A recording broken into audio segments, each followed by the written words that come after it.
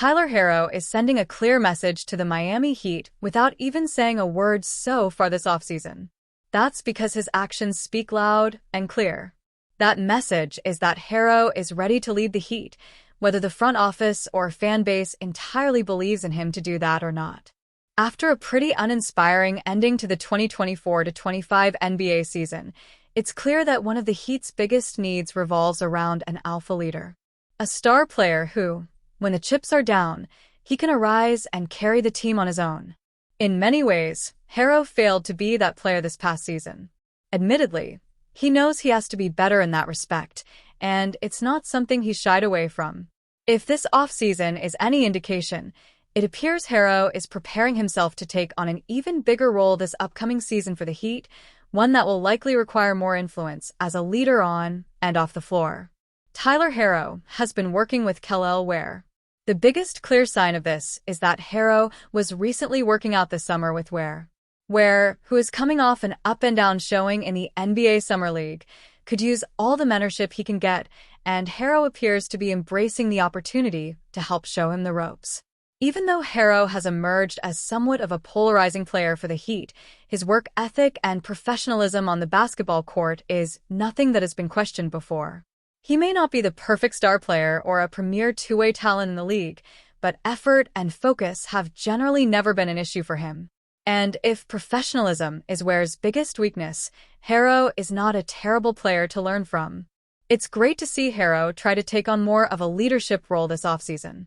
If anything, he's proving to the Heat that he should be considered one of the leaders of this team and that he is doing everything to help this team take another step forward this upcoming season. Perhaps most importantly, he may be showing the Heat that maybe he's worth the big extension he's eligible for on October 1st. How will Harrow approach the contract extension? That's what I'm most interested in watching play out the rest of the offseason. Honestly, it's the biggest indicator of what may lie ahead for the franchise. Will the Heat decide to go all in on Harrow's future? Will they lock themselves into this 1-2 punch of Harrow and Bam Adebayo for the foreseeable future? Will they wait until next summer to negotiate a new contract with Harrow? Can they possibly avoid paying him now? Would they risk losing him for nothing? At this point, it's almost impossible to predict how this will all play out. But there's no question it's one of the most interesting storylines remaining this offseason. Harrow is doing everything he can to prove himself to the Heat.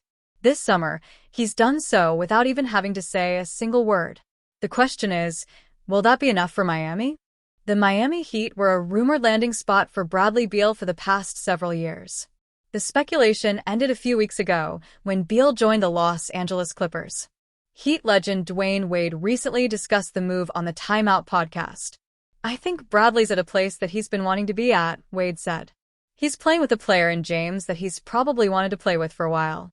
A lot of players want to play with James because of his playmaking abilities. I've heard James is a great leader, too.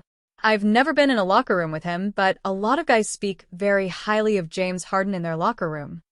Despite the Heat needing another potential piece to compete for a title, Wade said he thinks Beal is in the right position at this stage of his career. The Clippers could become contenders because they have Kawhi Leonard and James Harden, who are both future Hall of Famers. To go as a veteran guy and go play with other veterans in this time of his career is probably something that is needed and wanted and is very important for him, Wade said. To be around guys that are grown as hell. It's a different thing when you're around that kind of energy. I look forward to it. Terry Rozier's upcoming season is shaping up to be one of the most important storylines for the Miami Heat. That might sound dramatic, but the circumstances all point in that direction. Miami has a roster full of quality pieces, but is still looking for someone to help stabilize the offense in the backcourt next to Tyler Harrow. And after an up-and-down start to his Heat tenure, Rozier now enters a contract year with everything to prove. This version of Rozier will be fueled by motivation. He knows how quickly narratives shift in this league, and there is plenty at stake as he heads into the 2025-26 campaign. The front office has not made any long-term commitments, and with Miami in a transitional phase following the Jimmy Butler trade earlier this year, this season could play a huge role in determining Rozier's future, not just in Miami but across the league.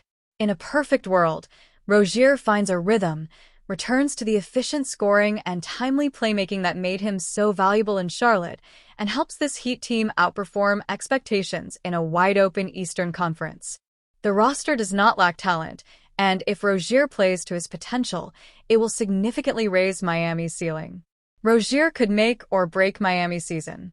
But it would be fair to also acknowledge the other possibility here. If Rozier struggles, it would leave Miami in a tough spot. The Heat are already relying on a committee of creators on offense without a clear-cut star, and an underwhelming year from their point guard would only magnify that issue. The Heat have plenty of younger and developmental talent in their potential rotation, but they need a steady hand at the point guard spot. That is where Rozier has the chance to make or break this group, even if he's coming off the bench. This is not a critique of Rozier's talent. He has shown more than enough throughout his career to earn respect around the league. And his willingness to compete, even when shots are not falling, has always stood out.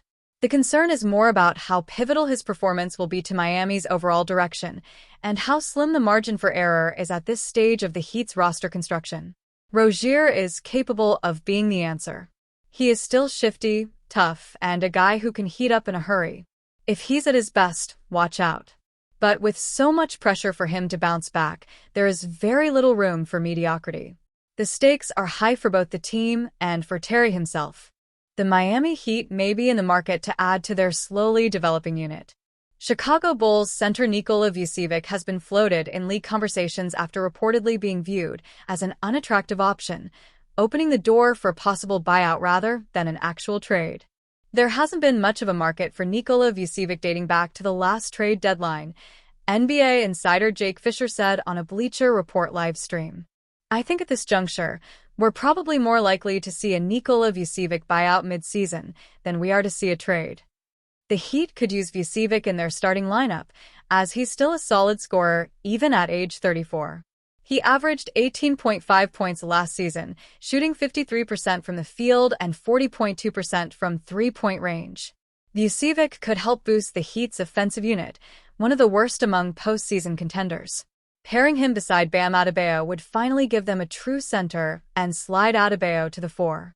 This not only gives Miami multiple high-level scorers in the starting lineup, but allows Adebayo to hone in on his defensive tasks. Vucevic is still a double-double machine who can consistently get buckets in the paint and on the perimeter. He is also a reliable option, having played at least 70 games in each of the last 5 seasons.